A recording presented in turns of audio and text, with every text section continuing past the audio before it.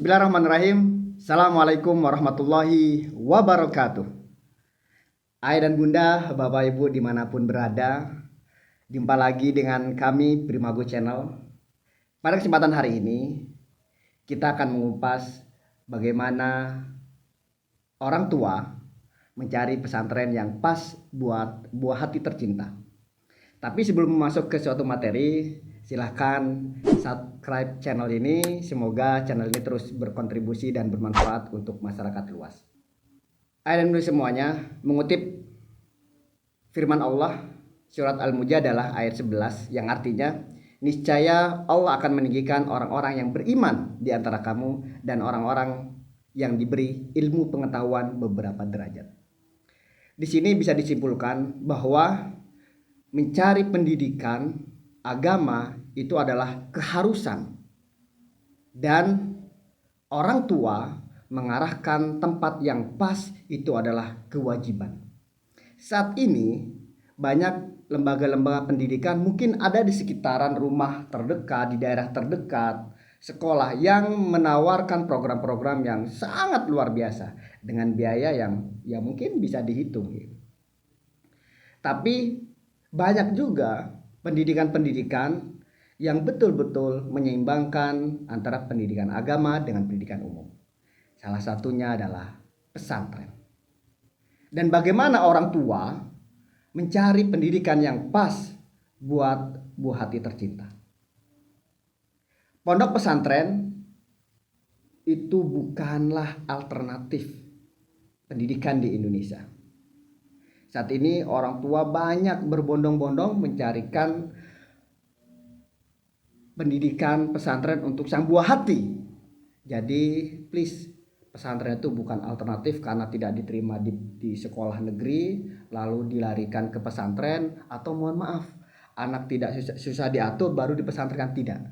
Tapi bagaimana orang tua menyiapkan sedini mungkin sehingga anak betul-betul siap mendapatkan pendidikan di pesantren. Ayah dan bunda semuanya, tipe-tipe pesantren kan banyak, dan tipe anak itu juga berbagai macam karakteristiknya.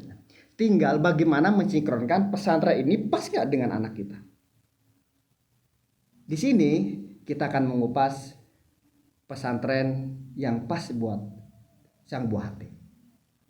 Ayah dan bunda semuanya, ada yang mengatakan bahwa anak masuk pesantren itu adalah rezeki. Betul. Ketika di pesantren, anak betul-betul beribadah dengan baik, bermunajat dengan baik, dan orang tua di rumah dipermudah. Ketika jarak jauh antara anak di pesantren sama orang tua yang ada di rumah, saling berdoa, ketemu nih. Menjadi simpul-simpul positif dan simpul-simpul kebaikan. Sehingga banyak orang mengatakan anak masuk pesantren adalah rezeki. Ada top of mind orang tua yang harus betul-betul dipegang oleh orang tua. Yang pertama,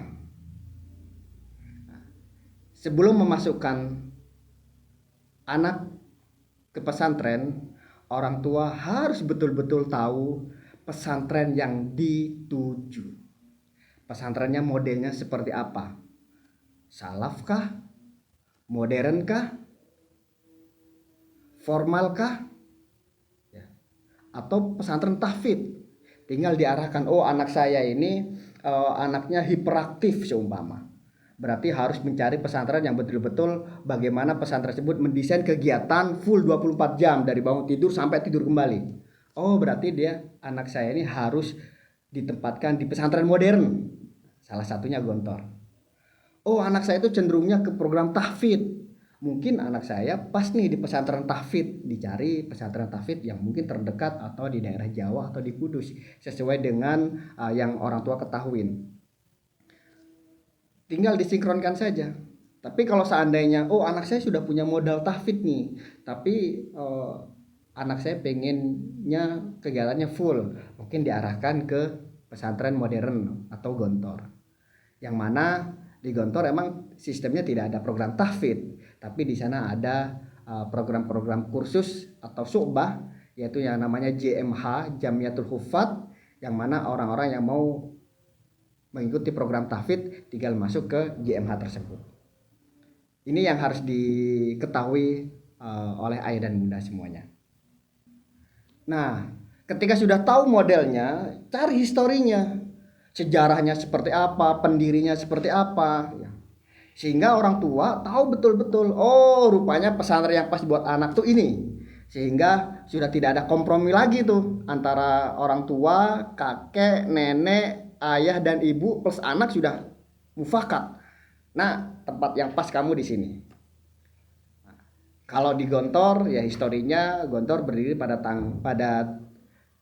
tanggal 20 September 1926 yang bertepatan dengan 12 Rabiul Awal 1345. Gontor sudah dikenal dengan sistem modernnya karena sistem yang digunakan baik disiplin, pakaiannya dan bahasanya. Ketika sudah mufakat antara anak dengan orang tua, ya sudah. Oh, berarti yang pas adalah Gontor. Oh, yang pas adalah pesantren tahfidz. Ya. Tinggal bagaimana orang tua bisa memilih pesantren yang terbaik buat Ananda. Yang kedua, yang harus betul-betul dicari lagi bagi orang tua adalah statusnya. Nah, status pesantren ini seperti apa? Statusnya ini adalah sewa. Pesantrennya ini modelnya sewa atau milik pribadi atau wakaf. Ketika orang tua sudah tahu nih, oh rupanya pesantren satu ini bukan sewa, bukan milik pribadi, tapi wakaf. Ya sudah, oh berarti secara historinya modelnya sudah tahu, statusnya sudah tahu, apalagi yang harus digali nih.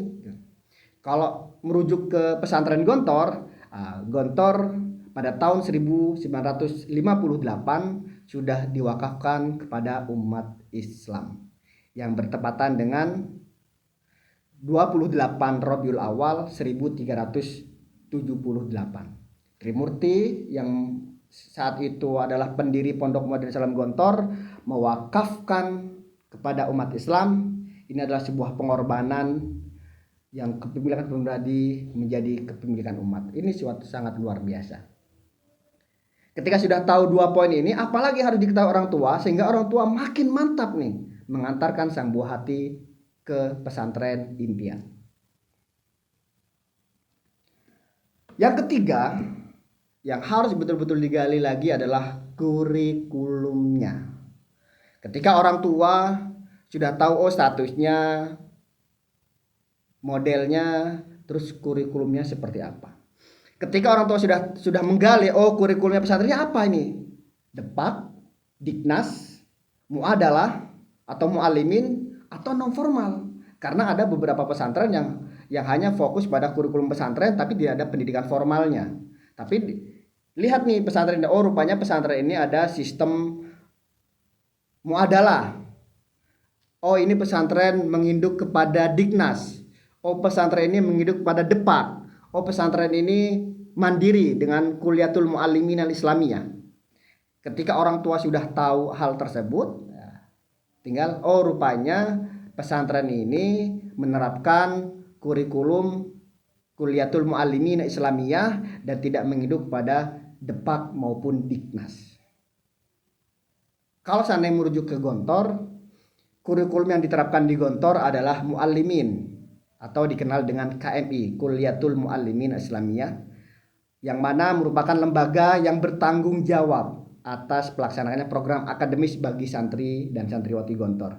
Jenjang pendidikannya ada yang 4 tahun lulusan SMP, SMA, MTS dan sederajatnya, dan ada yang jenjang 6 tahun itu yang lulusan MI maupun SD sederajat.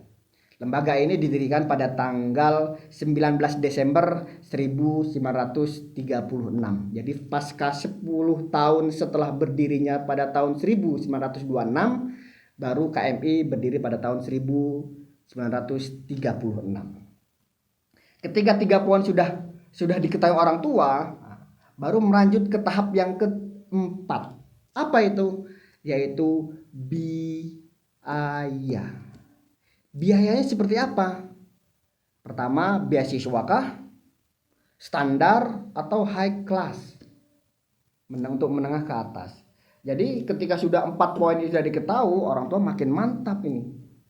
Kalau kita mengutip atau melihat pendidikan di Gontor, biaya tergontor relatif terjangkau dan murah meriah. Walaupun murah, tapi tidak murahan. Pendidikannya penuh dengan kualitas. Kata orang masuk Gontor tuh menghabiskan puluhan juta, tidak. Ya, masuk ke Gontor itu sekitar 5.600.000 rupiah untuk putri, sedangkan putra 5.420.000 rupiah. Sedangkan SPP-nya itu 640.000 rupiah. Itu sudah termasuk uang makan dan uang SPP. Ini sangat terjangkau sekali ayah dan bunda. Tinggal bagaimana ayah dan bunda betul-betul mengetahui apa kebutuhan-kebutuhan yang menjadi skala prioritas ketika anak masuk pesantren. Ada yang mengatakan masuk ke Gontor itu mahal. Betul mahal. Yang mahal adalah biaya jenguk. Kenapa? Karena kalau udah jenguk, apa yang disukain anak itu dibawa semuanya. Ketika nyampe di Gontor, semuanya anak dikasih makan, ya kan? Sehingga mengeluarkan kos yang biasa, tapi yang luar biasa. Tapi perlu diketahui, ketika kita mau berbagi, insya Allah apa yang kita bagi kembali pada diri kita, kembali pada anak kita. Yang kelima, kondisinya seperti apa? Pesantren ini kondisinya seperti apa? Sederhana atau mewah? Lihat, kalau di Gontor, pendidikan yang diajar adalah penuh dengan kesederhanaan. Kalau melihat kampus Gontor 1, mungkin orang melihat itu mewah karena gedung-gedung tinggi, menaranya luar biasa, masjidnya besar. Statusnya pasti Gontor itu mewah. Walaupun mewah, alhamdulillah harganya sangat terjangkau untuk kita semuanya. Kalau melihat Gontor 5 yang berlokasi di Banyuwangi, yang sekarang berubah menjadi Gontor 4, mungkin melihat Gontor 4 itu mewah dibandingkan dengan pesantren-pesantren yang ada di sekitarnya. Kalau melihat Gontor 7 di Lampung itu pasti orang melihat mewah. Kenapa? Ada gapuranya, gedungnya tertata, ada lapangannya. Kalau itu mewah kalau dibandingkan dengan pesantren-pesantren yang ada di sekitarnya. Maka dari itu kondisi di Gontor itu sebenarnya sederhana, bukan mewah. Ketika sudah tahu, poin ke-6 yang harus diketahui, bagaimana dengan ijazahnya. Output lulusan seperti apa? Bagaimana dengan ijazahnya? Oke. Yang ke-6 itu bagaimana status ijazah. Yang ke-6, bagaimana status ijazahnya. Diakuin atau tidak diakuin. Ayah dan bunda semuanya, alhamdulillah kalau melihat dari sejarah Gontor, ijazahnya sudah diakuin. Gontor diakuin di luar negeri, ijazahnya terlebih dahulu daripada dalam negeri. Lihat saja contohnya pengajaran Republik Arab Mesir mengakui ijazah Gontor pada tahun 1957. Kementerian Pengajaran Kerajaan Saudi Arabia 1967. Universitas Al-Azhar Mesir mengakui ijazah Gontor pada tahun 1986.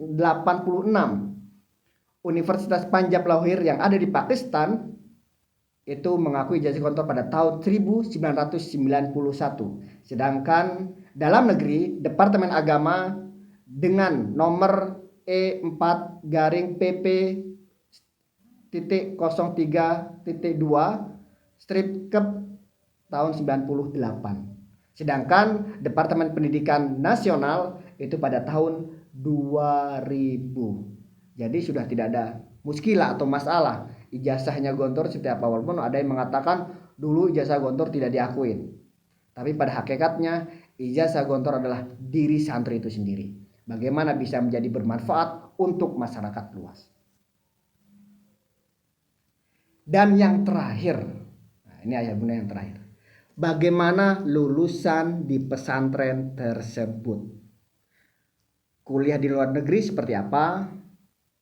Dalam negeri seperti apa? Prestasinya plus kiprah di masyarakatnya. Ketika sudah tahu poin-poin ini makin mantap nih. Oh, rupanya pesantren ini pas buat anak kita. Alhamdulillah kalau kita berbicara tentang pesantren Gontor, banyak sekali kiprahnya para alumninya, baik dari Idam Holik, almarhum Kiai Haji Hasim Mujadi, Allah yarham, Hidayat Nur Wahid, Din Samsudin, Maftuh Basuni, dan makin banyak lagi alumni-alumni yang sangat berkiprah di masyarakat. Jadi ayah dan bunda semuanya, bapak dan ibu dimanapun berada, 7 poin itu menjadi dasar kita untuk mencari pesantren yang pas buat pesantren. Ayah dan bunda semuanya, 7 dasar ini menjadi tahapan yang pas dalam upaya mencari pesantren untuk buah hati tercinta.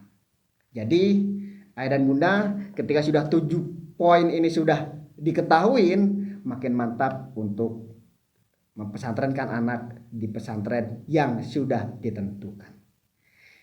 Jadi ayah dan bunda, ketika sudah mengerti 7 poin ini, ayo makin semangat ikhtiarnya dan makin yakin. Dan yang paling lebih adalah satu, ketika anak sudah masuk ke pesantren, pantang pulang sebelum lulus atau sebelum menjadi alumni. Saya doakan yang sudah ada niat untuk mencari pesantren, kita doakan masuk menjadi pesantren, masuk menjadi santri pada tahun ini dan istiqomah belajar di Gontor hingga mendapatkan predikat alumni. Amin amin ya robbal alamin. Tutup sekian, ayah dan bunda semuanya, stay tune di Primagus Channel. Insya Allah Primagus Channel akan memberikan kegiatan-kegiatan yang inovatif dan pengetahuan-pengetahuan tentang pendidikan dan pesantren.